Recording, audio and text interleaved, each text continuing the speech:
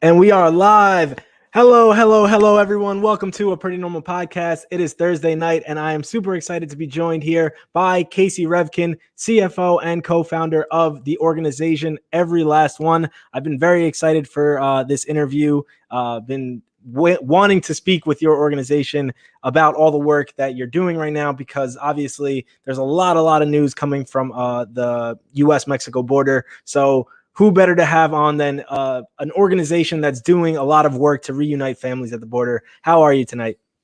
I'm doing well. Thank you so much for having me. Awesome. All right. So we are here. Everybody, thank you for tuning in, and let's get it started.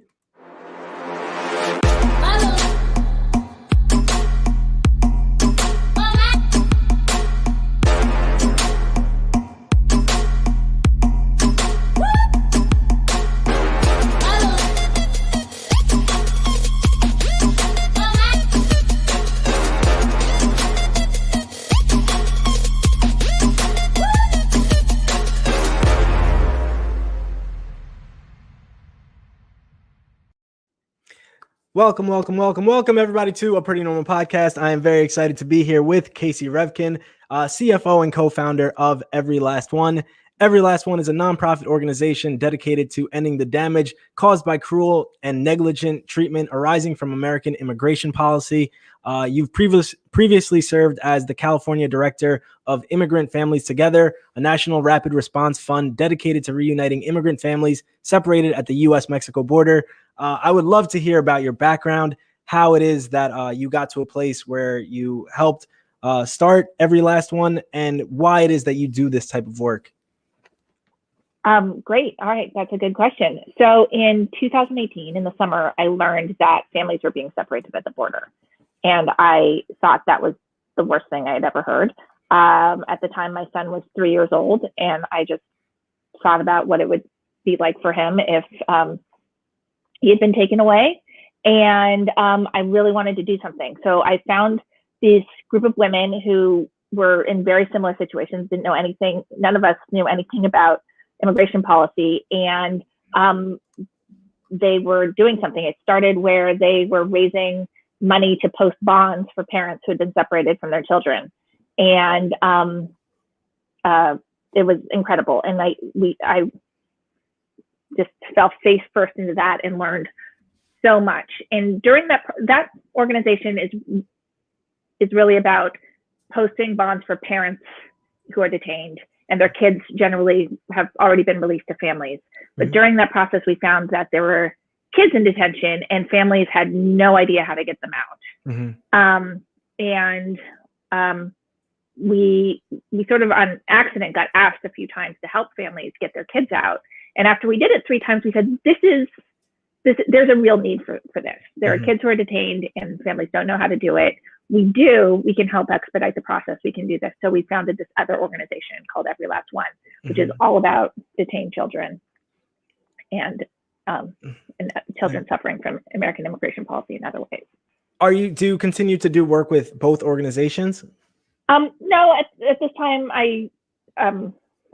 Immigrant Families Together is an amazing organization, and I will support them in any way I can. But right now, my time is focused exclusively on Every Last One.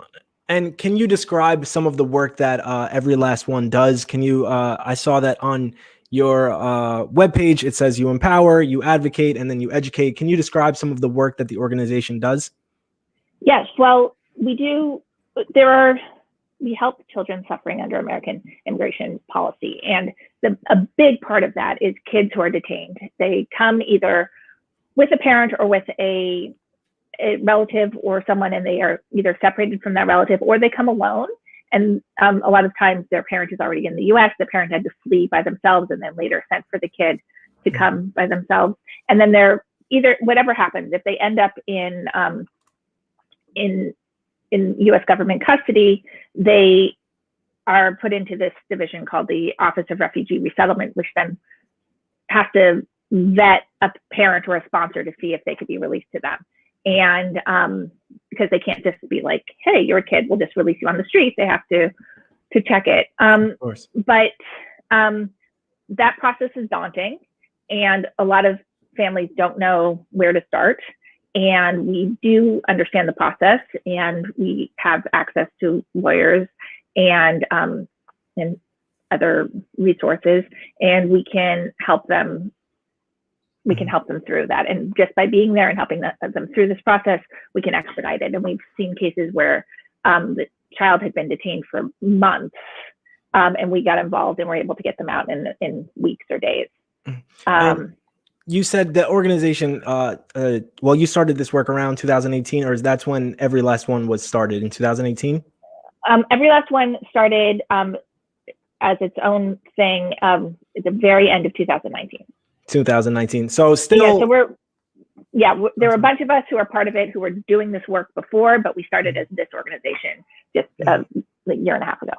So still through two different administrations, right? Through the Trump administration and now the first 60 whatever days it is of the Biden administration. Yeah. Do you think that your organization's work has changed, if at all, from the Trump, what you were doing during those last few months of 2019, the Trump administration, to what you've now done in these first few months? Or is this more of a nonpartisan issue? Because I feel like with all things now today, they get really politicized, and it's hard to tell when something is just genuinely like this would happen to any administration, no matter what. So do you think that your organization's work has changed at all, from that time? That is such a good question. So what do I want to say? I feel like in a lot of ways it hasn't changed. The issue is there's still children in detention. There probably always will be. And our work to get them out stays the same. The big difference was obviously in 2018, Trump was actually literally separating children from their parents.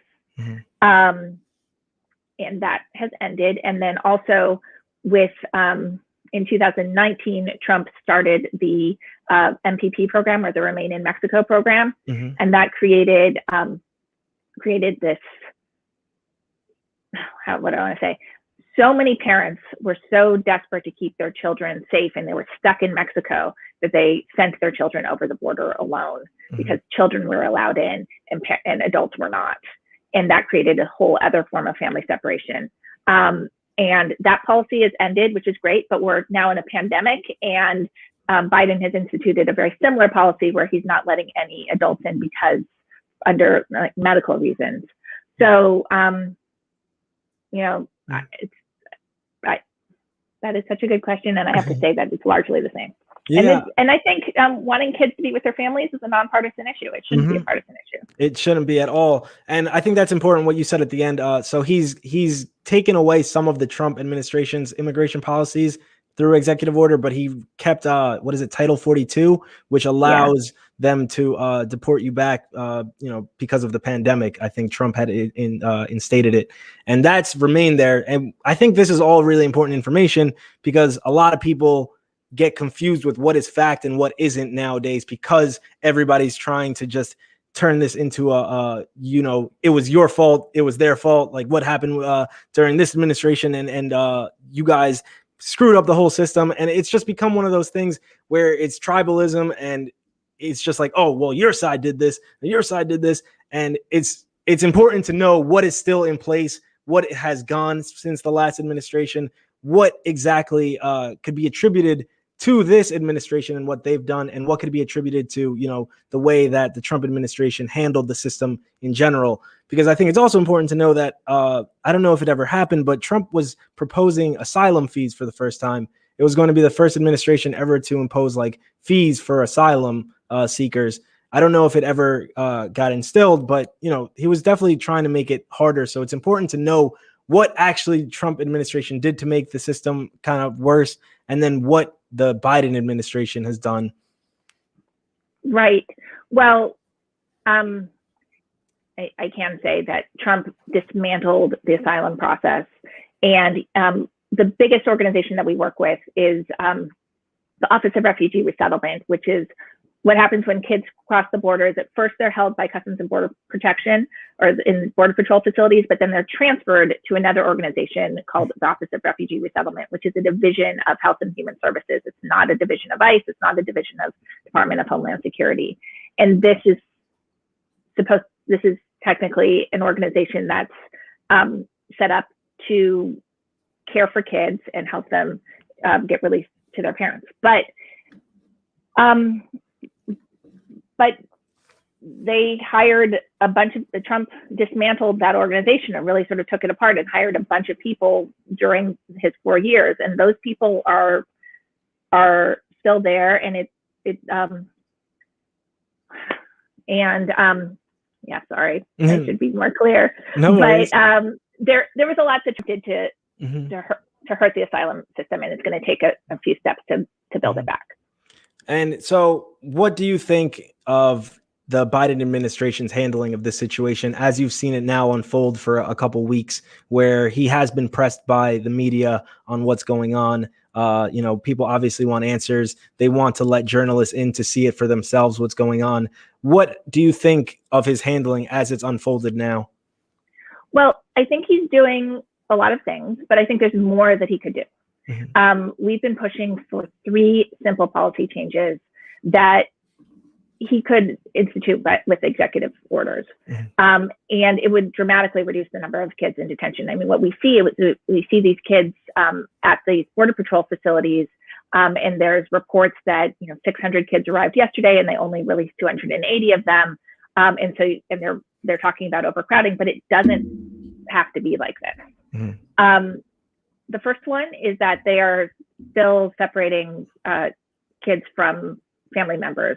I think a lot of people don't know that kids are being separated. A kid arrives with a grandparent, an aunt, an uncle, a sibling, which oftentimes is the family member who raised them. If they arrive with anyone other than a biological parent, they're automatically separated. So aunts, uncles, grandparents, anybody who's not like a father or mother figure.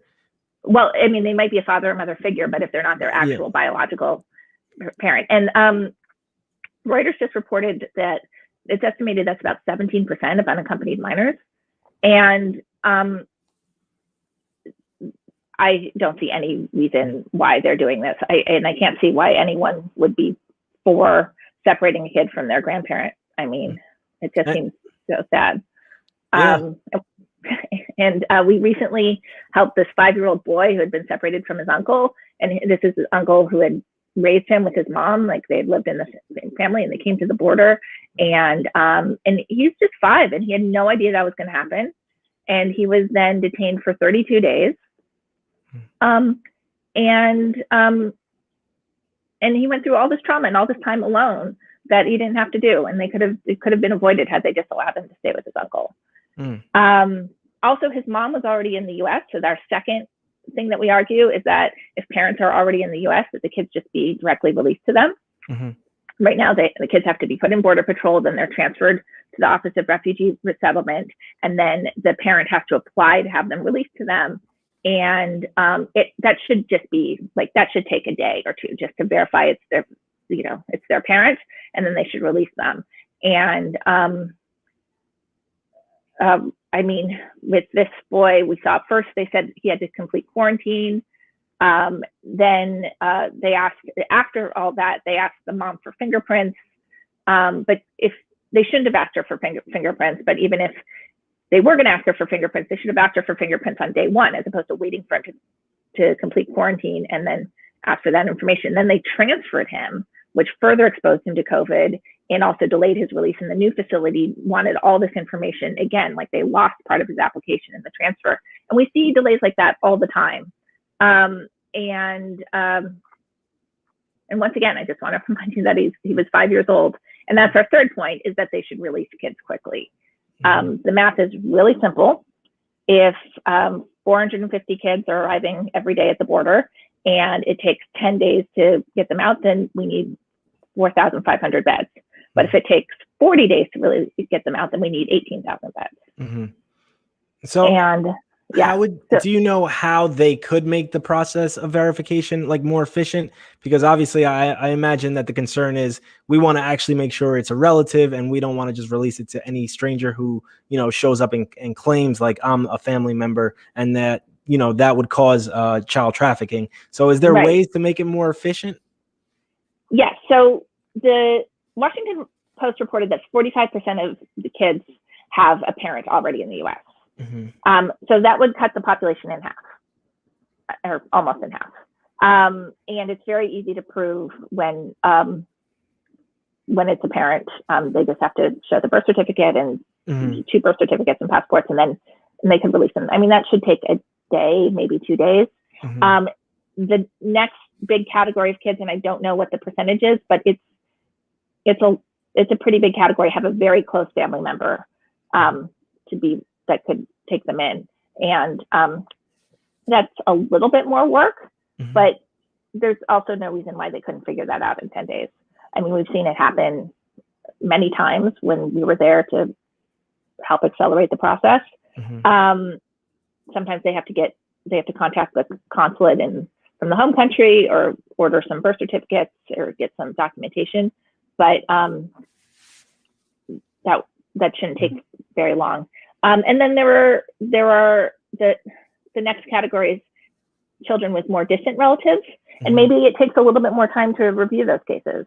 But that's not a very big portion of the kids in detention. And then there's probably something like 10 to 20% of kids who have absolutely no one to be released to. Mm-hmm. And that's another thing. And we actually have a program helping people sign up to sponsor those children, to have them released to them. And that's another option. But we understand that those take a little bit longer, but we could get the average down to 10 days if they worked really hard on categories 1 and 2. Yeah, I think that would be great. And I know that you have a petition on your social media platforms right now calling for demanding those 3 things be done. Is there anyone on the national level, like maybe at a federal level, who is calling for these type of actions? I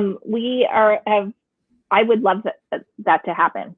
I know that Congress member Jamie Revkin had helped us with this one boy who I talked about earlier, who had, who was 5 years old and was separated. And he is someone we, can talk to. And Pramila Jayapal has her own plan.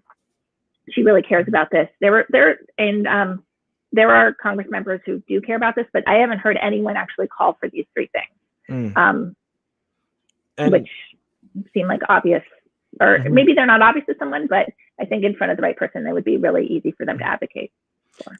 And I think another thing that's pretty tough right now is there's a lot of people claiming to care about this right now. You'll see GOP senators who didn't really say much when it was happening during the Trump administration. Now speaking up, Ted Cruz, for example, he's being very vocal about this and how he's super heartbroken for all of the children and everything.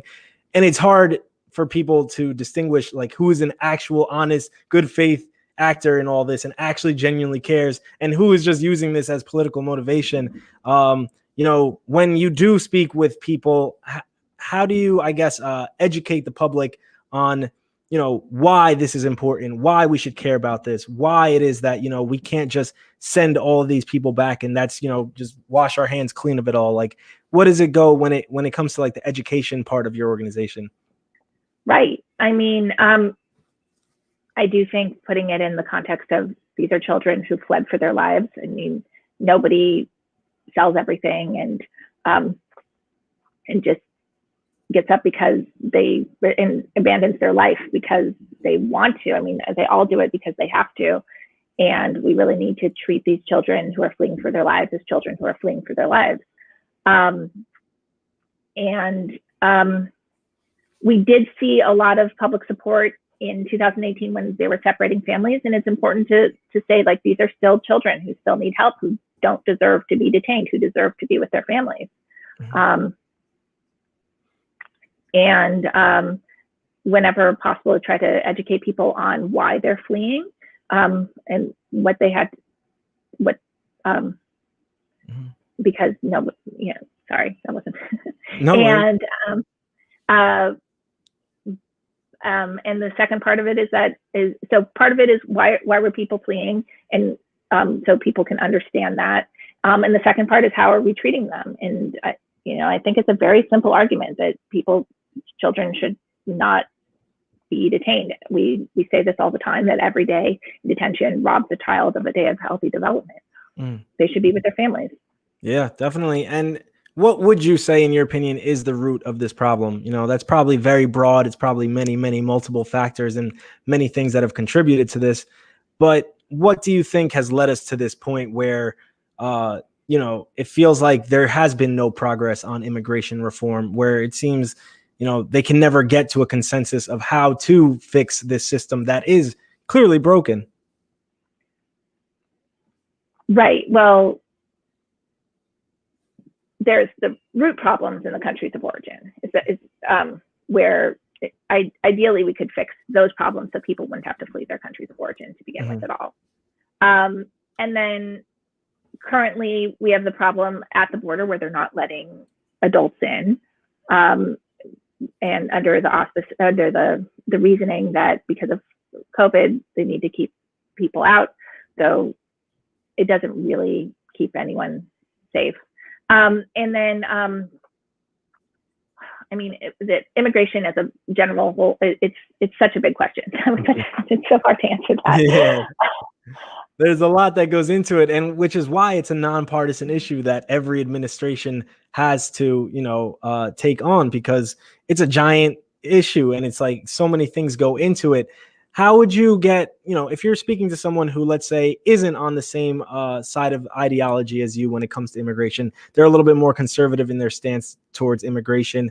How do you build that empathy? Because, you know, I think that's really important. I think that more Americans need to be able to empathize that these people are making that journey, like from Guatemala, Honduras, El Salvador, like all the way through Mexico for a reason. They're leaving their homes, they're leaving their families, they're leaving their culture. They're coming here with literally like just nothing on their back, often like just a backpack, and you know they're spending nights in the desert, and they're getting here. And even when they make all those calculations about everything that could go wrong, and that how when they get here they're going to be, you know, starting completely over in a place that sees them as you know, as a threat, they still make that calculation that it's a better option to do that. There's more opportunity for me to go there and try that than to stay here in my home country where I know for a fact we're going to die from gang violence or starvation. Like, you know, you need to build that empathy. And I think more Americans need to really just understand how we live in a first world country with many, many, many, many privileges and things that they, you know, only dream about there. And when they think of, a lot of people I've heard say like, well, why don't they just stop in Mexico, or why don't they go to a different country? It's like, well, you know, we project that we are this an amazing country, the land of opportunities, home for immigrants, like come here and start over, work hard, and you could be anything. And then when people try that, they're like, whoa, slow your brakes. Like, you know, they don't stop in those countries because America is supposed to be the land of opportunities. That and these other countries are very unsafe. Mm-hmm. I mean, the Remain in Mexico program was horrific.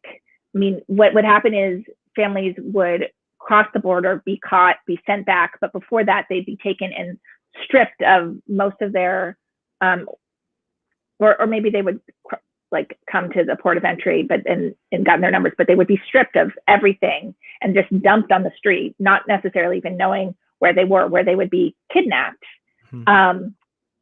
and sometimes raped, and sometimes tortured, and but sometimes children had to watch, and some people were murdered in Mexico. I mean, it was very, very dangerous. Mm-hmm. And this was under a U.S. policy where people were technically were applying for asylum and waiting for the asylum hearing, but stuck in Mexico with no protection and just preyed upon. Mm-hmm. And so you can't stop in Mexico. You can't stop in another country. It was very dangerous. Mm-hmm. And that was why so many parents, I mean, parents would have, as you said, like escaped incredible violence from home, traveled 2,000 miles, maybe on foot, you know, finally made it to the Mexico border, got put in the system, and then had this small child with them, and then maybe were kidnapped, and maybe were almost definitely kidnapped, and had other threats to them, and really felt that they couldn't keep their children safe in this situation. So they would after all of that and being this like one protector for this small child, then send the child over the border alone, just to choose to do that. It was just, I mean, it's just such a heartbreaking decision, but so many parents did it because it was so bad. Yeah. It was Yeah. so awful. And then on top of all that, like on top of, lack of opportunity, lack of economic mobility, there's the nature. There's, hurricanes. Hurricanes happened in last year in late October that destroyed villages, and there's nothing that they could do to, you can't just work hard and move your way on out of a natural disaster. That's it. So, I think we do have to do more in the long term, educating people to empathize and understand that these are refugees. Like, these are people seeking asylum. And when people say, oh, you should do it, the right way, you should come here the legal way, a lot of them try that. A lot of them really do. I was just watching an interview, I think on CBS, where they were speaking to people, migrants on their way to the border. And they asked them basically, why did you come here? And they said, I'm coming here for opportunities. And then the second question was, do you think that Joe Biden is supposed to be like good to immigrants? Do you think that is that the reason you're coming here? And a lot of them honestly didn't know anything about Joe Biden. They're just like, I've heard rumors that we think he is good to immigrants, but like, they're not political people. Like, a lot of them are young, like 13 teenagers, even younger. They don't know anything about the politics of Joe Biden. They're just coming here because, during the winter months is when they can possibly make it because of the terrain and everything of the desert. But yeah, I think in the long term, we have to really, really educate the public and stop the use of words like invasion and surge, like things that make these people seem to be like scary and they're coming here to like threaten our lifestyles. Like, no, they literally just want to be in peace. They want to come here and start and work hard and start over and just be in peace and not be in danger. Absolutely. They're fleeing from their lives and they're coming to our border begging for asylum. And we have an asylum system that we should honor, that we should let them come here and apply. Yeah. Another one of the people in that same interview said, we came here, we tried to seek asylum, they wouldn't let us. So now we're waiting, we're in this process, and we're just thinking about like just hopping over. Like, maybe once we get over there, they'll give us asylum. But you get desperate because those processes are long. Like, all immigration processes are very lengthy. There's a lot of paperwork. Oftentimes there's fees, a lot of fees and stuff. Like, doing it, quote unquote, the right way, as people like to say, is really, really complicated. And I feel like when people say that, they have no idea what immigration processes are actually like. The very first little girl I helped get out of detention, she had come to the border with her grandmother. Her mom was already in the U.S. and they came to a port of entry in 2018 and were separated. And she was taken and held. And we were contacted actually because her family was trying to print the application and fax it back, the application saying they were who they were and they wanted her to get released to them. And they didn't have the $50 it was going to cost them to print it and fax it. And I mean, it's just heartbreaking. They just got stuck on this like very first step. And it was easy to give them $50, but also this is something that like would cost you and me nothing. Like, exactly. We have printers and we have fax machines or ways to, $50 in Honduras or El Salvador or Guatemala is a lot of money. Yeah. Like, we don't think of it like that, but yeah, it's a lot of money for them. So, I mean, it's like even the smallest little roadblock can be huge, and can keep a kid detained. I read in your bio that since June 2018, you've coordinated the release and payment of bonds of dozens of parents from the Adelanto detention center outside Los Angeles, providing them with food, clothing, and you've even provided them with shelter in your own home, which I think is a really, really great thing you do, because I swear I've been in conversations before, or I've seen them online, where people who are against immigration will say, oh, if we just let them in if you would just let them in your country, why don't you just let them into your house? Like, and the way that they try and portray migrants is like that they're these scary criminals that are going to come and like to our country and you can't even trust them in your house or anything.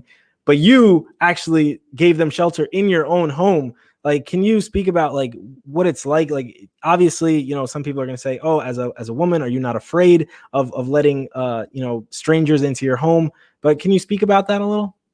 Yeah, so I'm a woman. I am married, but I also have a small child, and I never had a problem bringing someone into my home. I was so happy to do that. My son is actually trying to get in the room right now, and You know, if we're talking about him. um, and it, I, you know, what do I want to say about it?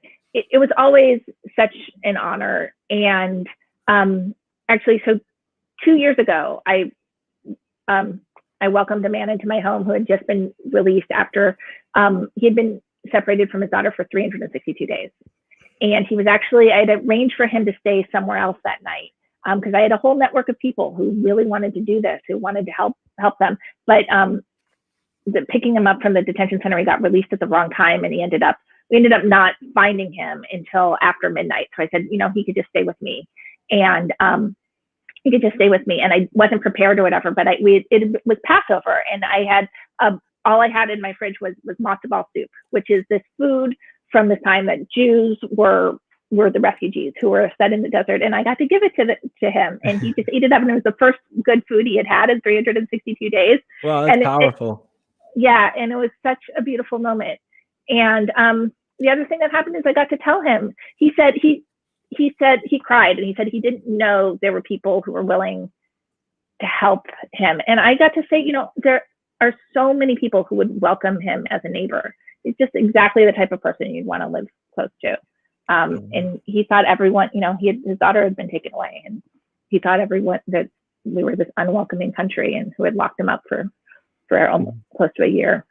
Wow, that's really amazing, because to you, it doesn't really seem like anything. You're just like, you know, what can I say about it? Like, it's just in your heart to do something like that. But for a lot of people, it's not like that. For a lot of people, you know, when they have these conversations about immigration, it's instantly like, no, they can't come here. Like, they're illegal. Like, they're illegals. That, like, we can't just let them into our country, let alone into our homes. And a lot of people don't have that type of empathy, which is what we've been discussing on how to, you know, make the public more empathetic towards these refugees. And you know, I think that's really important to do, and to show these migrants that, look, there are people on this side that care about your well-being and want you to, you know, succeed in life, and to just have stable conditions at minimum. Because a lot of them, I imagine, when they're on that long trek from their home countries, they're just talking like rumors, like, you know, what is it going to be like when we get there? Like, you know, I heard one of them say on an interview, like, we don't know if they're going to have tear gas or if they're going to have like anything waiting, but we still make the trek. I hear you, son. Can you hear that? I'm trying to make the cameo. Hey, Emil. Do you want? What do you want to tell me, sweetie?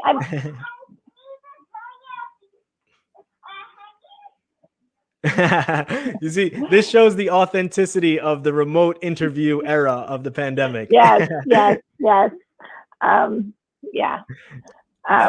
But he was I can tell you, he's 6 years old, and he was 4 years old and 5 years old, and he was an amazing host to all these people too. So. And that's a great thing that you pass that on to your children, like just that empathy that we're talking about, and just the want to see a better world, like just a more kind world and place. What was I going to ask? Do you think that there's been any difference in the conversation that's been had in the media from when, you know, they talked about kids in cages during the Trump administration to how it is now? Because I think that one thing that we should all strive to be is just honest about the situation. Let's not make this partisan. So let's be honest about how did the media cover this when it was happening during the Trump era, and how they're covering it now. Because I think when you don't do that, you don't allow there to be any type of conversation that would persuade somebody who is more conservative on their stance of immigration. Like, if you automatically are like, oh, you know, like it was kids in cages during Trump, but now it's just detention centers, and they're just like daycares, you know, like we have to be honest about this. So, like, do you think that there's been a difference? I don't think anyone's saying that these are just detention centers and they're just like daycares. I mean, I think people see that there are children in crowded conditions, and they're reporting that. was it yesterday or the day before, a bunch of journalists went to tour the Donna Customs and Border Patrol facility to see it with their own eyes. And they reported back that the young children weren't even given beds. They were just sleeping in the playpen area. Mm. I mean, I want to say that had Trump stayed in office, that he would have he would have completely dismantled the asylum system. And he did a lot to take it apart. And Stephen Miller just did a lot of damage. And it's going to take a lot of effort to build anything back. Like a lot of the infrastructure is missing. A lot of the personnel is missing to really do something the right way. Yeah, I will say that, regardless of what political party it holds office, I do think that media transparency should be something that we should all continue to press forward on. I think that journalists should be allowed to cover what's going on there and to, show the public what is happening and everything. If not for anything more than when you don't allow that transparency, people start creating rumors and they start creating these misinformation on what's actually happening. When you are transparent about it, you don't allow this as much misinformation to be created. Obviously it's still going to be created, but when you're transparent, it only helps, I think. Agreed. Absolutely. But what I really want people to keep in mind is these are individuals. These aren't masses of people trying to overtake the country. These are parents who missed their kids, who asked their kids to come join them or children who had to flee incredible danger, or families who had to flee incredible danger. These are individuals who have real stories, who are just trying to do the best that they can for their lives. Mm. And do you see any way of this situation improving throughout 2021, or do you think that we'll see, as more of the country opens up and there's more vaccinations here and more people vaccinated, that more people is there anything that will stop, I guess, the flow of migrants to the border this year? Or is it, I can't remember where I saw, but they project that it's supposed to be at least 2 million or 1 million people in 2021. See if I find that. So I guess I don't know what's going to happen with immigrants. What I've read is that this is actually much to be expected. This is seasonal. The amount of people. What's different this year as opposed to in 2018 or 10 years ago is that there is a pandemic, so they're keeping families out. This is under what's called Title 42. This is a harmful policy, and I do hope that they're able to figure out a way to let these families in, because of all the dangers that I talked about earlier. And there's a campaign, an awareness campaign about it called Welcome with Dignity. These are people, they're seeking asylum. Let's welcome them with dignity. It's that simple. But I don't know what's going to happen, actually. Yeah, it's hard to say. But I hope with the vaccine and COVID recovery that will fall away as an excuse. But I hope it actually happens sooner. Yeah, I just want to make sure, so I provide everything with context. It came from Reuters. So more than 1 million migrants expected at U.S.-Mexico border this year. That came from a top U.S. border official on what he predicts and what he thinks will happen throughout this year. One thing I will say that I do really like about Every Last One, your organization, is that you say you try and protect the identities of the kids as much as you can. You don't use their portraits or their real names when it comes to your website or anything past that. I think that's really important because these kids should not be used as pawns in anybody's agenda or narrative or anything. It should just be about trying to help them. And if you could speak just about the way that you handle this, as this is very delicate. You're dealing with kids that are going to obviously have trauma, and this is a very traumatic experience. It's very delicate. Can you just describe a little bit about how your organization handles this? Well, they're children, but also they're children who fled danger, so we always have to be very protective of them and their identity. And so we work with this amazing artist called Mark Nelson, who does sketches for us, which help us in our social media and on our website tell their stories and give people an image to connect to, which I appreciate, and it's really helpful. But Yeah, I think um, I want to be able to tell their stories because I want people to connect to what's happening and say, this is a kid and this is the type of kid that I want to help. And this is what this organization has done. And people say, I donated and I know that this helps this kid. And I want people to understand, to put like a face and a name to the problem. Like, this isn't just an immigration problem, but this happened to this kid Miguelito or something like that. But then, and so being able to use pseudonyms and being able to use sketches really helps us tell the stories while keep the everyone safe. Wow. And how can people learn more about Every Last One? How can they get involved? Can you just give everybody where they can go to get more information? Yeah, you can go to everylastone.org. And from there, you can follow the links to follow us on our socials. We're on Instagram, Facebook, and Twitter. And on our website, there's more information about us. You can donate, which we always appreciate. But there's also a place to talk about how to get involved, how to volunteer. We have tons of roles for volunteers. And there's also information on how to sponsor a child. So if you're in a position where you want to bring a child into your home in order to get them out of detention, we have a program to help you with that. And we would appreciate that. Wow, that is amazing. And your organization is doing work all throughout the year, right? Not just when the media has their attention on it and when it's in the public discourse. You're doing work throughout the entire year, right? I feel like people think this is just like immigration problem. All right, now back to the other thing. No, we've been doing this the whole time. Before we were an organization, everyone who worked in this work was doing this, and then for the past year and a half, we've been doing this full time. Under any situation, it's felt like a constant crisis this whole time. But I guess it's particularly poignant to people right now. Well, there's just so much going on at all times, especially 2020, 2021, like with the pandemic and everything with the racial justice and the protests of the George Floyd. Like, there's just been a lot. And I feel like right now is just when everybody's attention is on it. But there will inevitably be something else that takes the public's attention. And it's important to know that your organization and these problems still persist during those times. Absolutely. Yeah. Thank you for that.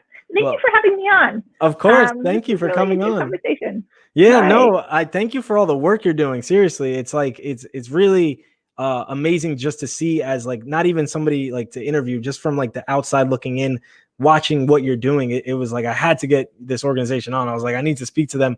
And even if all of the media attention wasn't on this issue right now, I would still be like, wow, the work that they're doing is super important. Oh, thank you. So all right. Thank you. Thank you so much for coming on the show. Any final words before we leave? No, just this is always an issue, and please visit us at everylastone.org. Awesome. Thank you so much, Casey Revkin, CFO and co-founder of Every Last One. Make sure to go check them out. Make sure to visit their website and see all of the work they're doing. If you can get involved, there's plenty of ways she listed that you can get involved if you want to participate and not participate, if you want to help and join the cause. Thank you so much, everyone who joined us tonight. Casey Revkin, you are welcome on the show anytime you want. I know the work is going to continue, and I hope that you continue to reunite families and to keep helping these children. Thank you. Thank you so much. Have a good night. Take care. Bye.